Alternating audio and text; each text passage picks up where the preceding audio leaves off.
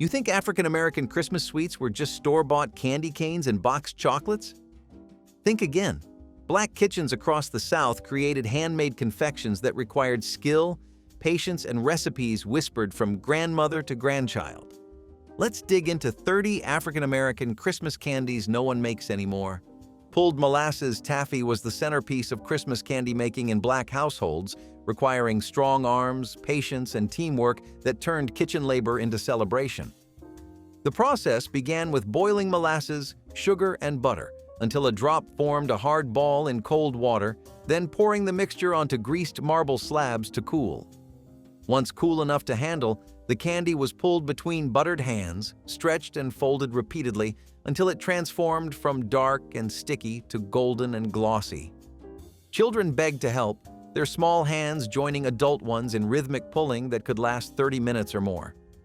The finished taffy was twisted into ropes and snipped into pieces that shattered against teeth before melting into chewy sweetness. Families gathered in kitchens on December evenings, the pulling becoming as much tradition as the candy itself. Molasses taffy represented the African American genius for transforming simple, affordable ingredients into something that tasted like love. Pralines carried New Orleans heritage into Black Christmas traditions across the South, their creamy pecan sweetness appearing on holiday tables from Louisiana to the Carolinas. The candy required precise timing, sugar, cream, and butter cooked to exactly the right temperature before pecans were stirred through, and the mixture was dropped by spoonfuls onto waxed paper. Too hot and the pralines turned grainy. Too cool and they wouldn't set properly. Grandmothers knew the right moment by instinct, watching the way the mixture sheeted off a spoon or listening to the particular bubble and hiss of properly cooked sugar. The finished pralines were creamy, not crunchy, with whole pecan halves suspended in caramelized sweetness that dissolved on the tongue. Families boxed them as gifts for neighbors and church members, the candy representing both generosity and skill.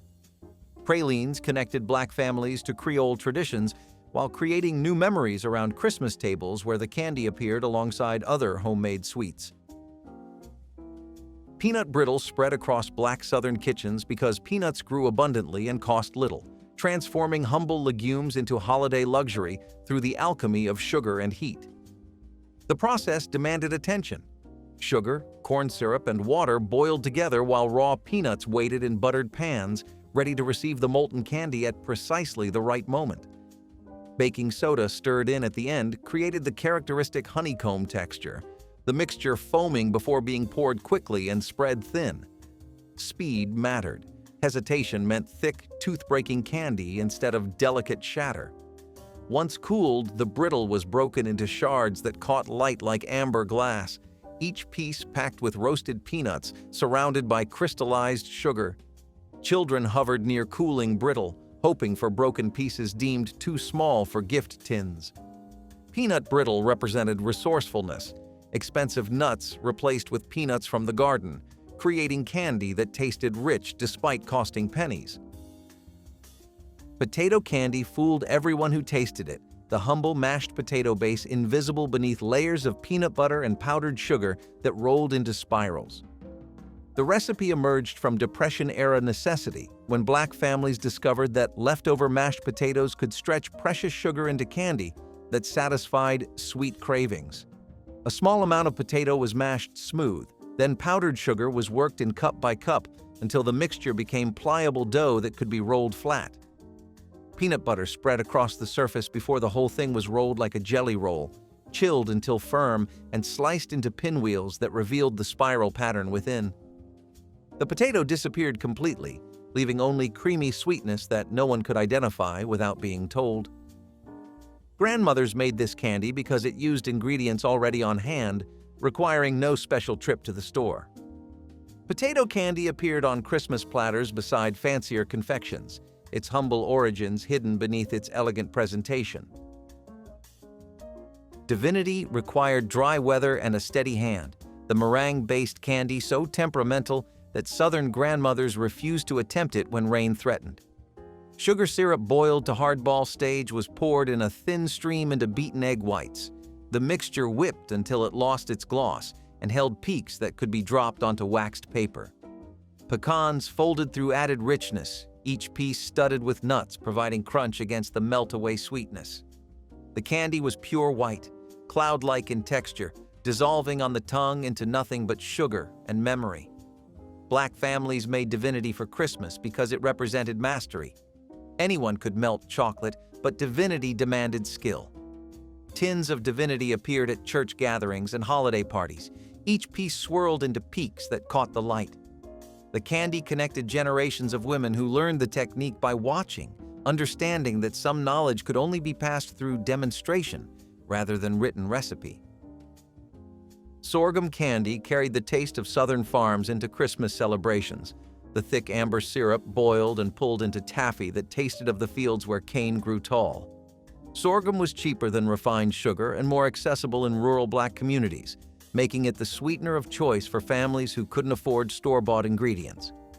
The syrup was cooked until it reached the proper stage, then poured onto buttered surfaces to cool before the pulling began. Like molasses taffy, sorghum candy required teamwork and strong arms. The mixture stretched and folded until it lightened in color and developed the characteristic pull and snap. The finished candy carried complex flavors, grassy, slightly bitter, deeply sweet, that refined sugar could never match. Children who grew up eating sorghum candy remembered its particular taste long after moving to cities where the syrup was harder to find. This candy represented connection to the land and to ancestors who had worked that land, each piece carrying history.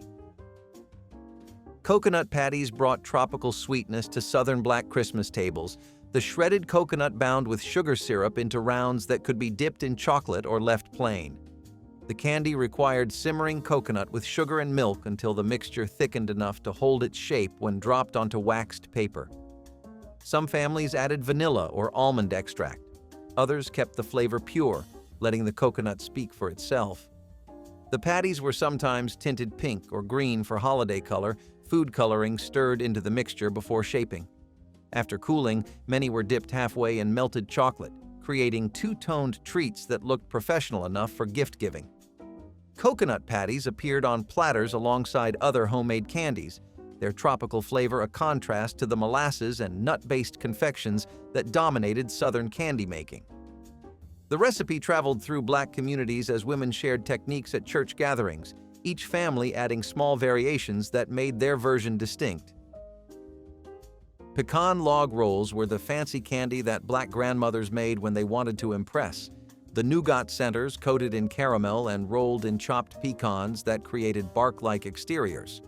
The process required making two separate candy components, a fluffy nougat center cooked to soft ball stage and beaten until light, then a caramel coating that had to be pliable enough to wrap but firm enough to hold its shape.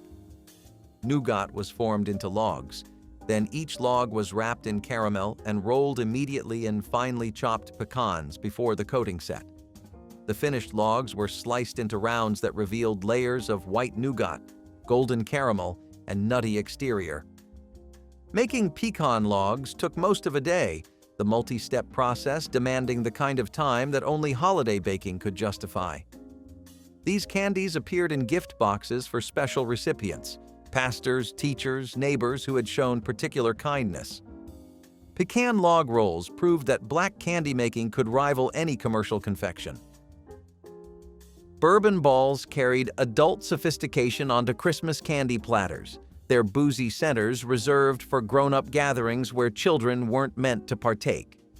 Crushed vanilla wafers mixed with cocoa, powdered sugar, and corn syrup formed the base, but the bourbon was the soul, enough to taste without overwhelming, creating warmth that spread through the chest with each bite.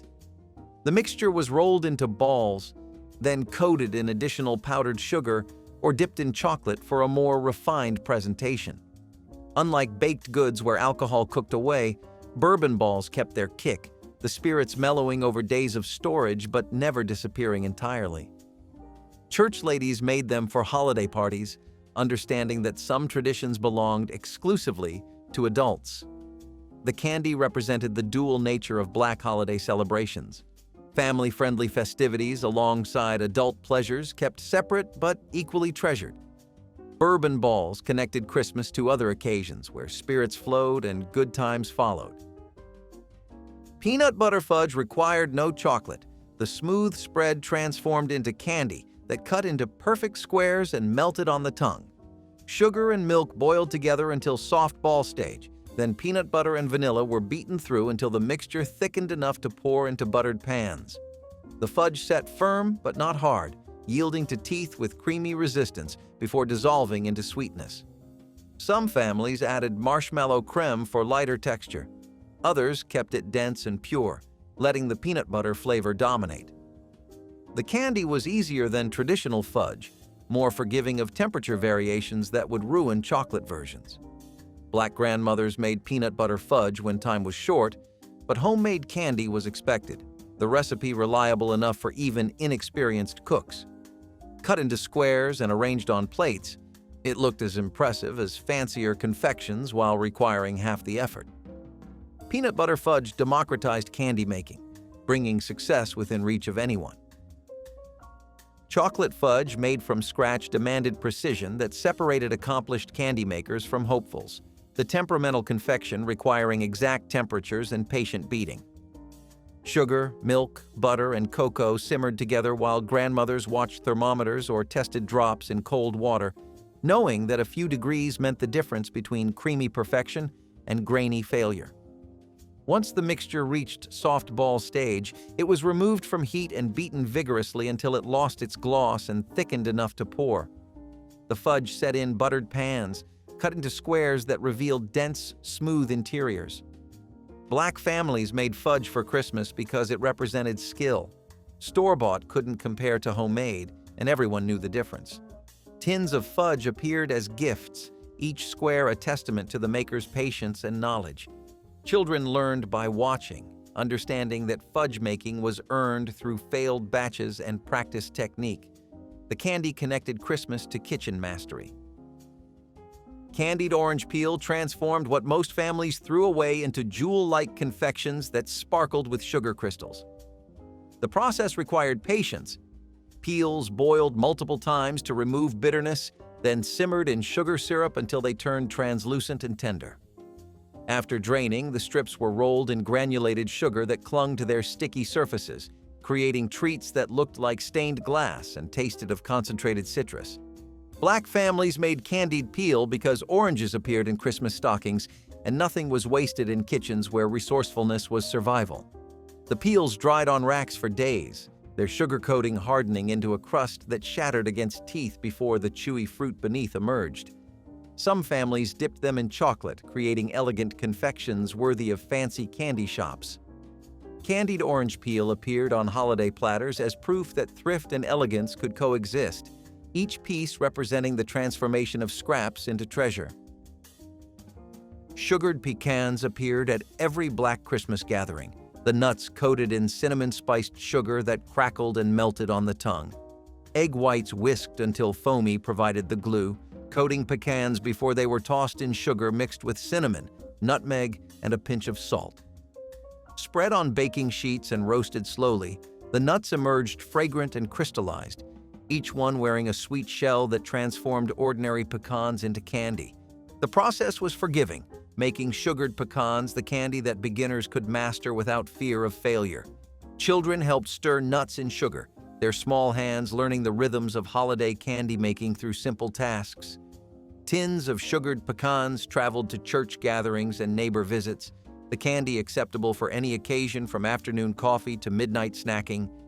Sugared pecans represented accessibility, the candy that anyone could make regardless of skill or experience, yet still tasted impressive enough to gift with pride. Cream candy was the old-fashioned confection that Black grandmothers made when they wanted something simpler than pulled taffy but richer than plain sugar drops. Cream and sugar cooked together until the mixture reached the proper stage, then beaten until it turned from glossy to matte and could be poured into buttered pans. The finished candy was dense and smooth, cutting into squares that dissolved slowly on the tongue. Some families added vanilla. Others kept it pure, letting the cream flavor speak for itself.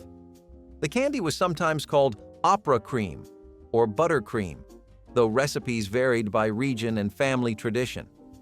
Black communities passed cream candy recipes through generations, each family claiming their version was original. The candy appeared at Christmas alongside flashier confections, its pale squares offering contrast to darker fudges and brittles. Cream candy reminded eaters that sometimes the simplest flavors satisfied most deeply. Rock candy grew slowly on strings suspended in sugar syrup, the crystals forming over days into geological wonders that fascinated children. The process required patience that tested young minds. Supersaturated sugar solution poured into jars, strings dangled from pencils laid across the openings, then waiting while crystals slowly accumulated. Black families made rock candy because it taught children about patience and science while producing treats that cost almost nothing. The crystals could be tinted with food coloring, creating red, green, or blue formations that looked like precious gems. After a week or more, the strings were lifted, revealing sugar formations that crackled when bitten. Rock candy wasn't fancy, but it was magical, watching sugar transform from liquid to solid, from dissolved to crystallized. Children remembered making rock candy long after the taste faded, the process mattering more than the product. This candy represented learning disguised as treat-making. Panache brought brown sugar richness to the fudge family, its maple-like flavor distinguishing it from chocolate versions that dominated most candy platters. Brown sugar, milk, and butter cooked together created a base darker and more complex than white sugar could achieve, the molasses notes emerging as the candy set. Like traditional fudge, panache required beating until the mixture lost its gloss, then pouring quickly before it seized in the pot. The finished candy was tan-colored and creamy, sometimes studded with pecans that added crunch to the smooth sweetness. Black families in regions where maple was scarce used panache to achieve similar flavors using ingredients already in the pantry. The candy appeared on Christmas platters as the sophisticated cousin of chocolate fudge, appealing to adults who appreciated its complexity.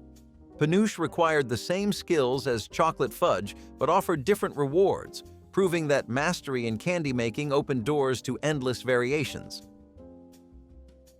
Molasses popcorn balls combined two Southern staples into Christmas treats that children could help create.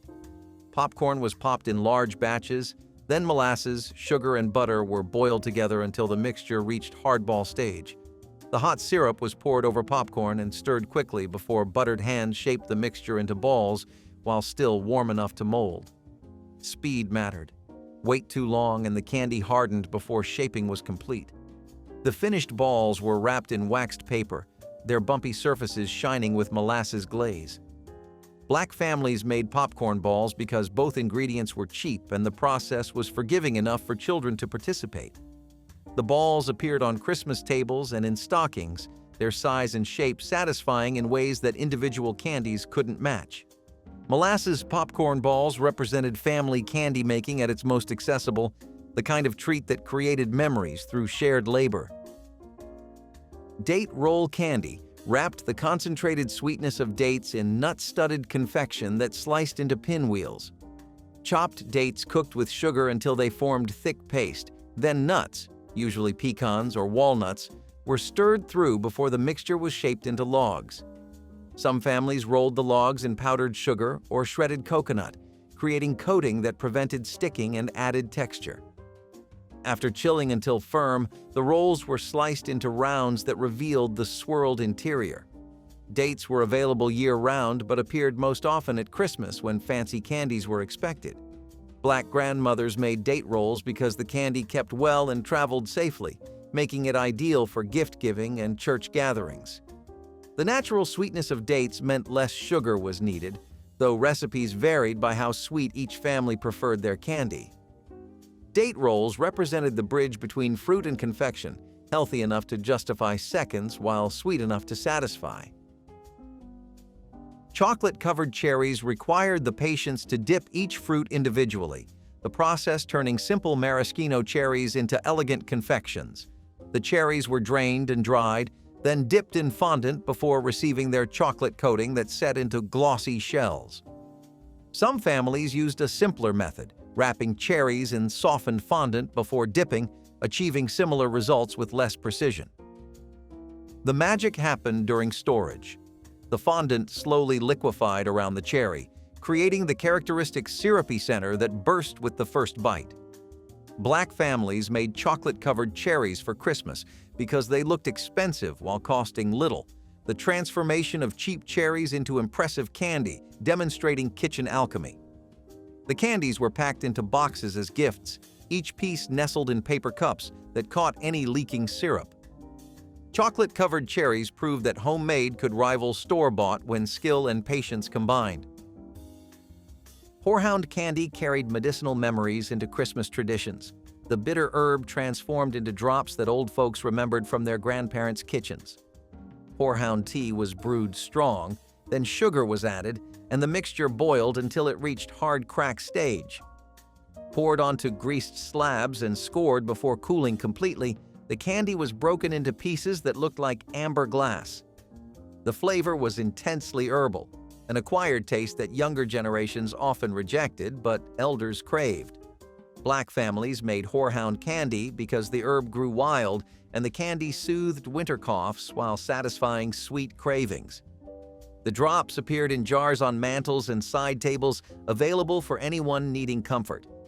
Horehound candy connected generations, each batch carrying memories of grandmothers who believed in the healing power of bitter herbs transformed into something approaching sweet. Seafoam candy was Divinity's delicate cousin, lighter and more fragile, dissolving almost before the tongue could register its sweetness. Brown sugar replaced white in the syrup, creating a candy with caramel undertones that made it richer than its pure white relative. The process was identical. Syrup poured into beaten egg whites, whipped until the mixture held shape, but the result looked like clouds at sunset, pale tan and pillowy. Black grandmothers made seafoam for Christmas because it offered variety on candy platters dominated by dark fudges and brittles. The candy was impossibly light, each piece weighing almost nothing yet delivering concentrated sweetness. Children loved seafoam for its melt-away texture, while adults appreciated its sophisticated flavor. Like Divinity, seafoam demanded dry weather and proper technique, refusing to set properly when humidity crept too high. The candy represented refinement when traditional skills met variations on familiar themes. Buttermints melted on the tongue in seconds, their creamy sweetness disappearing almost before the mint flavor registered. The candy was made by cooking butter, sugar, and cream together, then adding peppermint oil and pouring into molds or dropping onto waxed paper. The finished mints were pale, almost white, with a texture somewhere between fondant and fudge.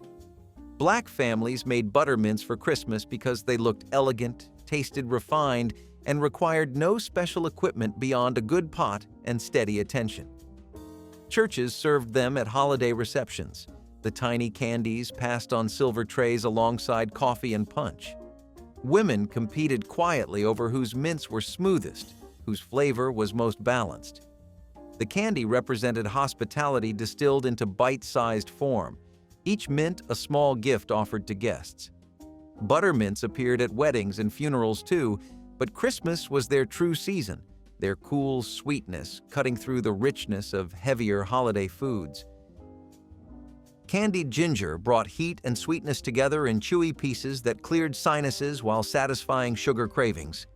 Fresh ginger was sliced thin and simmered repeatedly to tame its fire, then cooked in sugar syrup until the slices turned translucent and tender. After draining, each piece was rolled in granulated sugar that sparkled against the pale gold flesh beneath. The candy was intensely flavored, sweet first, then building heat that lingered on the tongue. Black families made candied ginger for Christmas because the spice was believed to aid digestion after heavy holiday meals. Elders kept jars of it nearby, reaching for a piece whenever rich food threatened discomfort. The candy also traveled well, making it ideal for gift-giving to relatives in distant cities. Candied ginger connected Black kitchens to global spice traditions. The Asian root transformed through African-American candy-making techniques. Each piece offered both pleasure and medicine, sweetness serving as vehicle for ginger's warming power. Honey taffy used the golden sweetness of local beekeepers instead of refined sugar, creating candy with floral complexity that corn syrup could never match.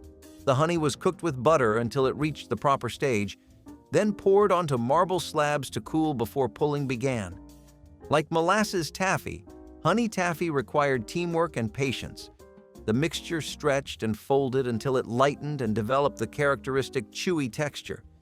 The finished candy retained honey's distinctive flavor, each piece tasting of the flowers that bees had visited. Black families in rural areas made honey taffy because honey was often bartered or harvested from wild hives, making it more accessible than store-bought sugar. The candy connected Christmas to the land and seasons, each batch reflecting what local bees had gathered. Children who helped pull honey taffy remembered its particular sweetness, different from any other candy.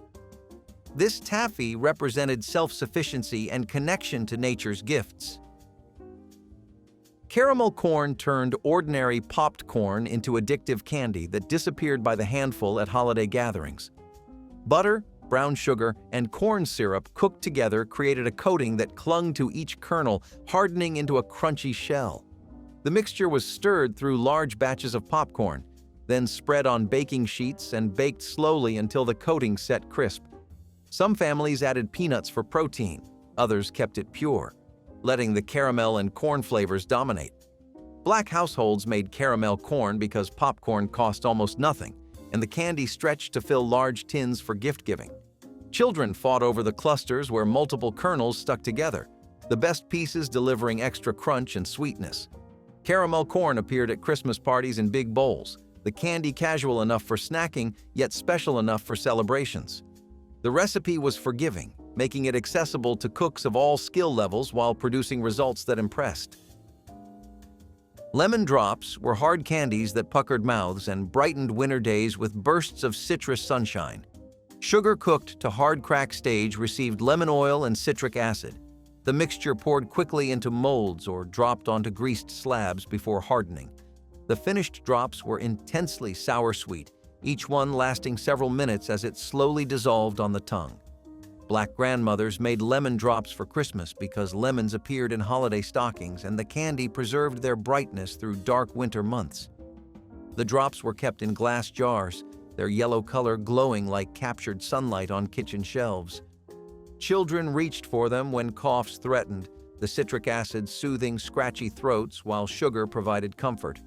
Lemon drops required precision. Too hot and the sugar burned, too cool and it wouldn't set. But the results justified the attention required. Crystallized violets were the fancy candy that Black grandmothers made when they wanted something truly special. Delicate flowers transformed into edible jewels that sparkled on holiday tables. Fresh violets were painted carefully with beaten egg white, then dusted with fine sugar and dried until the coating hardened into a protective shell. The process required patience and gentle hands. Too much pressure crushed the petals. Too little left gaps in the sugar coating. The finished flowers looked almost too beautiful to eat, their purple color preserved beneath sparkling crystals. Black families made crystallized violets because spring flowers could be preserved for months through this technique. The candy appeared on top of cakes or arranged on platters as decoration and treat combined. Violets carried subtle floral sweetness, their flavor delicate compared to bold molasses confections.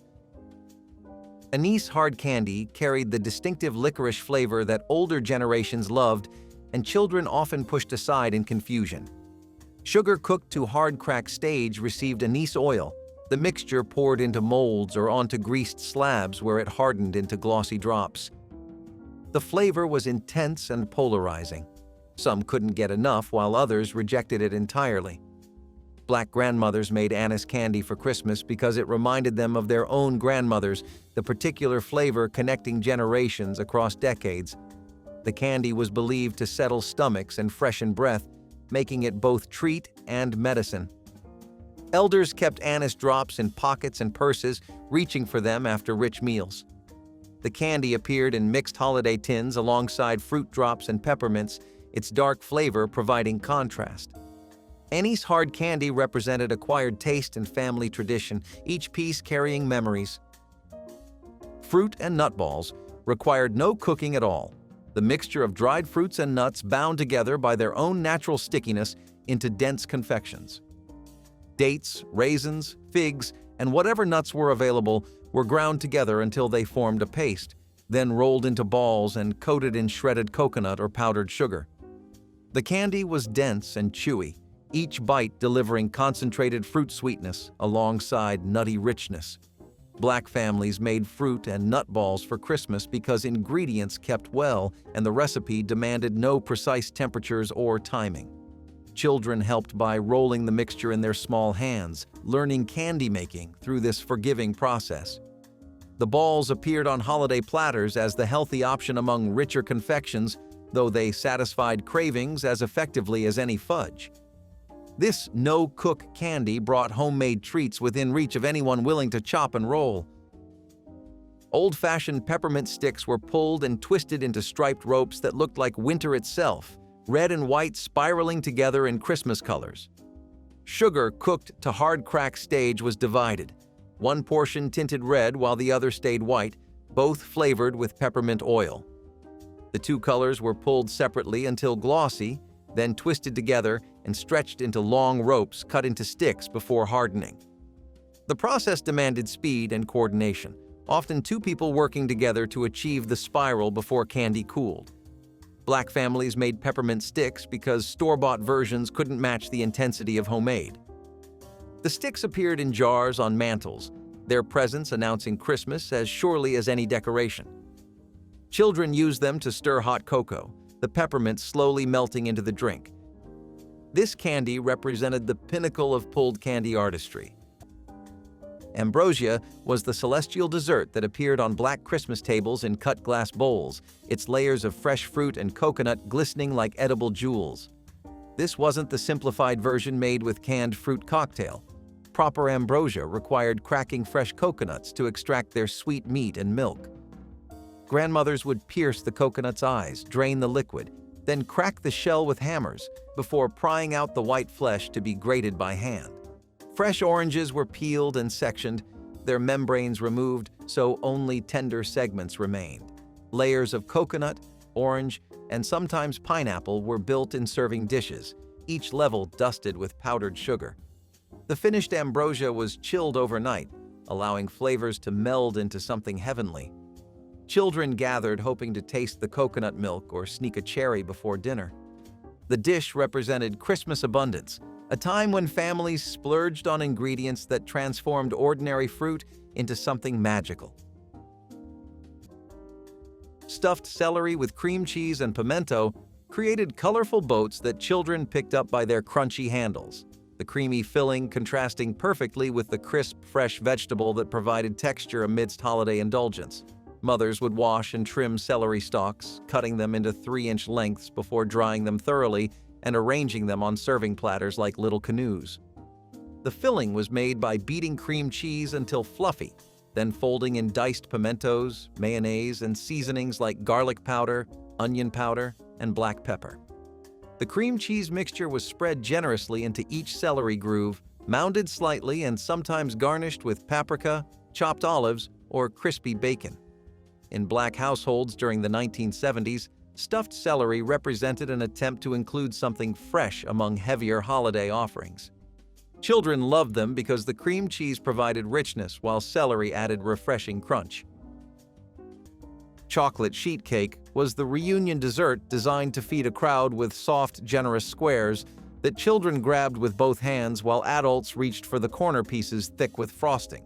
The batter mixed into a smooth, dark pour that baked quickly in a large pan, rising into a tender cake that stayed moist even in summer heat. The warm cake received a melted chocolate frosting that spread easily over the top, settling into a shiny, smooth layer that cracked softly under the knife. Families loved it because one pan held enough for everyone, and because the flavor was rich, comforting, and impossible to resist. Chocolate sheet cake tasted like togetherness, celebration, and the joy of passing plates down long tables one piece after another. Hot water cornbread bites transformed the everyday staple into elegant appetizers worthy of Christmas gatherings. The technique required skill. Cornmeal mixed with boiling water, salt, and sometimes sugar, shaped into small rounds and fried until golden. The hot water created texture crisp outside yet tender within, unlike any other cornbread. Families served these warm on platters lined with cloth napkins, alongside pepper jelly or potlikker for dipping. Preparation became communal, with multiple hands shaping bites, while cast-iron skillets worked continuously. Grandmothers insisted water had to be truly boiling and oil exactly the right temperature, passing down wisdom no cookbook contained. Children gathered around stoves, waiting for the first batch to cool enough to eat. The simplicity of ingredients belied the complexity of perfection, making hot water cornbread bites a test separating novice cooks from masters. This appetizer proved that humble ingredients prepared with care could rival anything on fancy tables.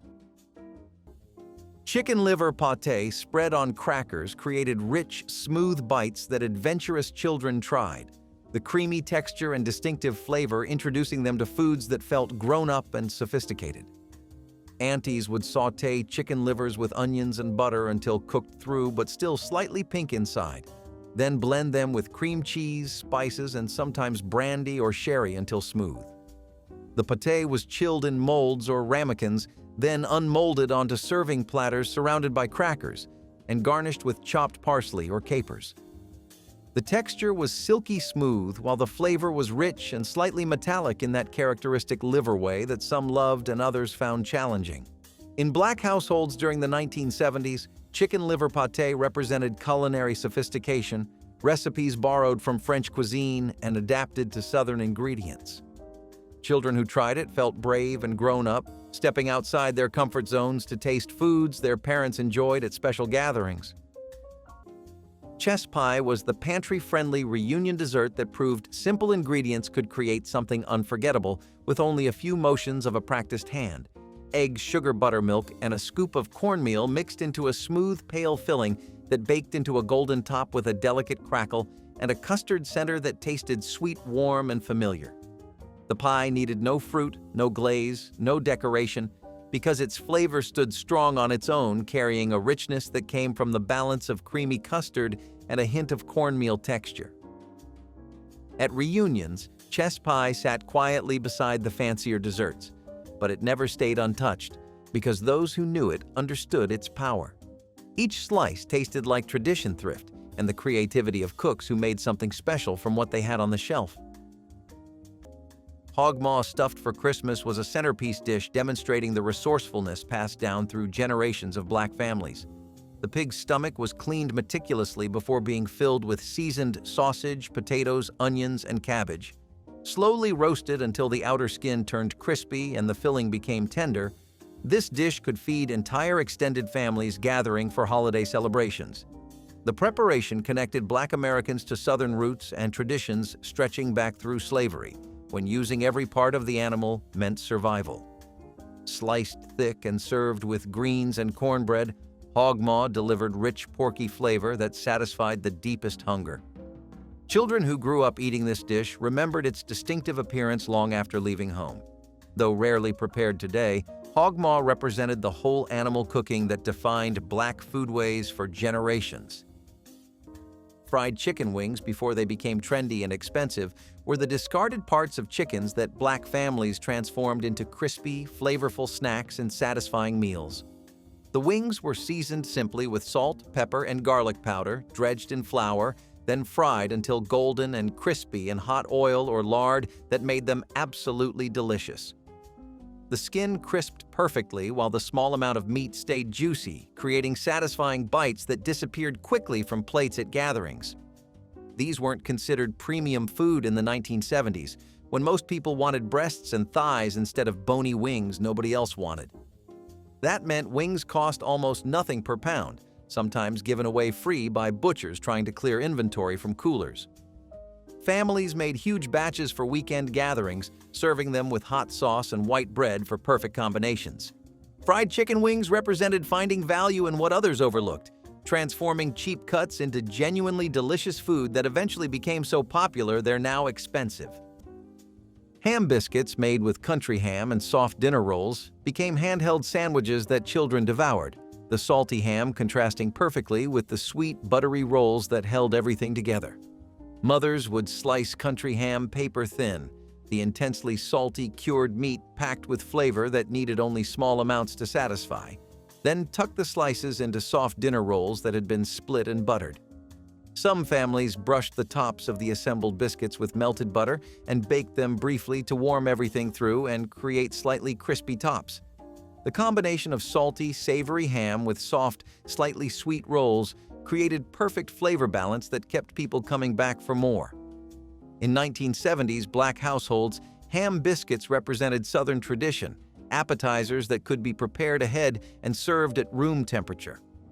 Children loved ham biscuits because they were familiar comfort food in easy-to-eat form, requiring no plates or utensils and perfect for grabbing.